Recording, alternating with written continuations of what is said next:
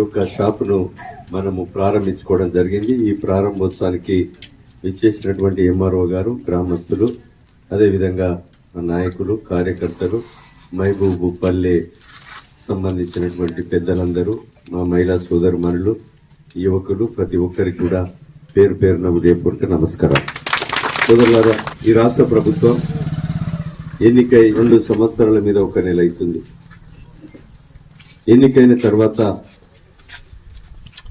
మీకు ఆడబిడ్డలందరికీ, చిరు వ్యాపారులు కానీ, అదేవిధంగా చదువుకునేటువంటి మహిళా విద్యార్థులు కానీ,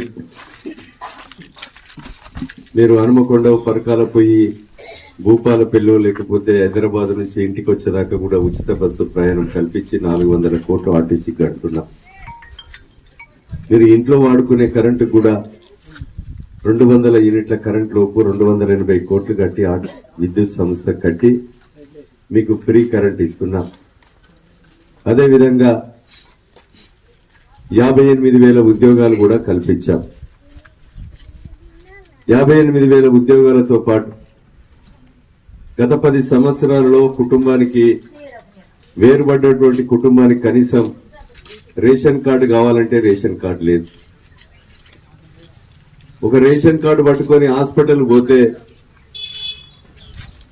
మీ కొడుకు పేరు లేదు, పేరెక్కించుకురాపో అని తహసీల్దార్ దగ్గరికి, కలెక్టర్ దగ్గరికి తోలితే అప్పటి ప్రభుత్వం కనీసం రెవెన్యూ అధికారుల అవకాశాలను కూడా తీసివేసి కుటుంబ సభ్యుని కూడా పేరెక్కించే దౌర్భాగ్య పరిస్థితి లేకుండే.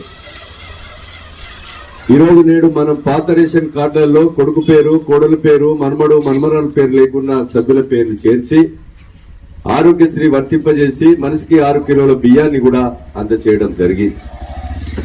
అదేవిధంగా రేషన్ కార్డులు కూడా ₹1 లంచం లేకుండా 4 లక్షల రేషన్ కార్డులు ఈ రాష్ట్రంలో అందించాం. మీ మైపల్లె కూడా కార్డు లేని వారందరికీ కూడా మీకు కార్డులు ఇవ్వడం జరిగింది. ఇంకా రాకపోతే కూడా నిరంతర ప్రక్రియగా ఈ రాష్ట్ర ప్రభుత్వం రేషన్ కార్డు అందివ్వడం జరుగుతుందనే విషయాన్ని మీకు ఈ సందర్భంగా నేను తెలియజేస్తున్నాను.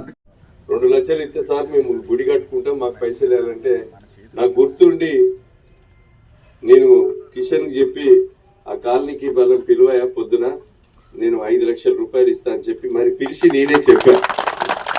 నన్ను మళ్ళీ ఎవరు అడగలే. నాకు ఉదయం నుంచి రాత్రి 1 గంట దాకా 500 మంది ఉంటారు.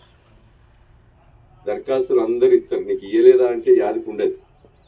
అయినా గుర్తుపెట్టుకొని మీ బతుకమ్మ ఆడే కాడికి ఆ రోజు 10 గంటలకేమో వచ్చిన మీతోని ఆట ఆడిపోయినప్పుడు ఒక పోషమ్మ గుడి కావాలని నాకు చెప్పారు. 2 లక్షలు ఈసారి మేము గుడి కట్టుకుంటామంటే 5 లక్షలు ఇచ్చాం. మీకు అభివృద్ధి చేసేటప్పుడు మీ భూములు దుబ్బేటోనికో, మీ రక్తం తాగేటోనికో, ఇప్పుడు అక్కడ ఉన్న చర్చేనా ఇది, ఆ చర్చిని కూడా అమ్ముకుందామని ఫినిషింగ్ చేసుకునేటోనికో మీరు ఓటేస్తే మన భూములు కూడా ఏది కూడా మిగిలేదు.